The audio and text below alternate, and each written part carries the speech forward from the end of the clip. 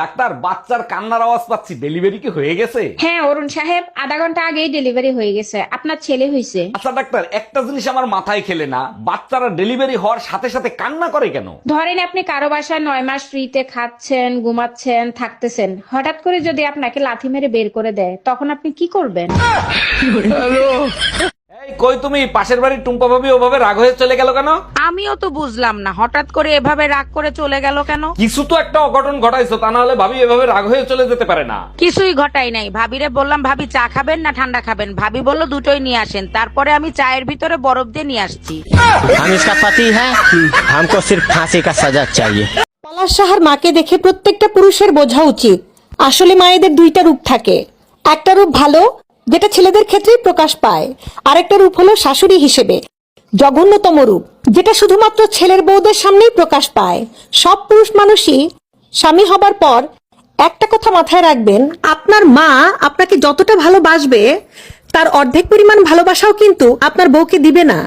আপনার মা আপনাকে অনেক ভালোবাসে তার মানে এই না যে আপনার মা অনেক ভালো মানুষ। যদি এমনটাই হতো তাহলে পলাশ শাহ আজকে দুনিয়া থেকে চলে যেত না।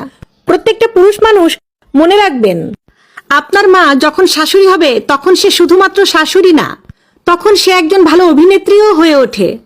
ছেলের সামনে মায়েরা এমন ভাব করবে যেন এই দুনিয়াতে সে সবচেয়ে বড় দুঃখিনী। ছেলে হোক মেয়ে হোক, দুটি সন্তানই যথেষ্ট। আপনি 10টা বাচ্চা নিলেন কোন আক্কেলে? বিয়ের পর আপনার ভাই দরগায় মোমবাতি জ্বালাই আইছে যাতে তাড়াতাড়ি বাচ্চা হয়। ও আচ্ছা, তা ভাই কোথায়? ভাইরে দেখি না। আপনার ভাইরে দরগায় পাঠাইছি মোমবাতি নিভাইতে।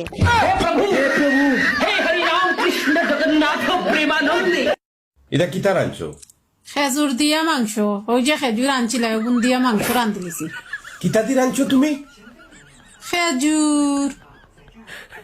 খেজুর দি তরকারি? ও খাইয়া দেহ, খাইলে হইবা এটি আরো দেহ।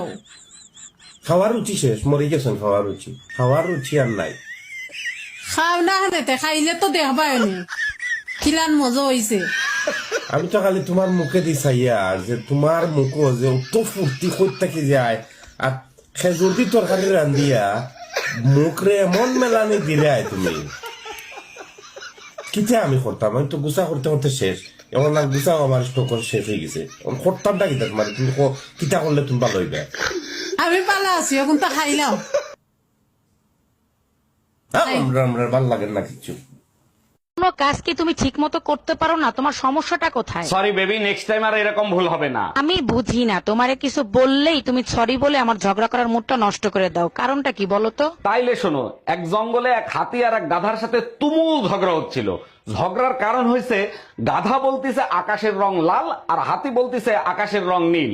অনেকক্ষণ ঝগড়া হওয়ার পর দুজন মিলে সিদ্ধান্ত নিল বাঘের কাছে নালিশ দিবে। বাঘের কাছে তারা দুজন গেল, বাঘ সবকিছু শুনলো, শুনে বাঘ হাতিকে সাজা দিল। তখন হাতি বলল, আমি তো সত্য কথা বলছি, আকাশের রং নীল, তাহলে আমাকে সাজা কেন দিলেন? তখন বাঘ বলতিছে, তুই জানিস ও গাধা, তাইলে তুই ওর সাথে তর্ক কেন করতে গেলি? তার মানে কি বলতে চাও আমি গাধা?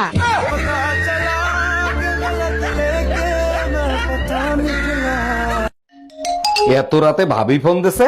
হ্যালো অরুণ ভাই, আপনার ভাই লাইফ ইন্সুরেন্স করছে 10 কোটি টাকার। আরে ভাবি, এটা তো খুব ভালো খবর। ভাই কোনোদিন মারা গেলে ওই টাকাটা আপনি পাবেন। আরে ভাই, সেটা তো আমিও জানি, এখন এই লাশের কি করব সেটা বলেন। শোনা, আমার বিয়ে হইলো, বিয়ের পর যদি তোমার ফ্যামিলি না মাইনে না, তুমি কি করবা? আঙ্গর ফ্যামিলি যদি তোমার নাই মেনে নেয়, অন্য এক জায়গায় আমি বিয়া করব। তাও আমি বিয়া করবই।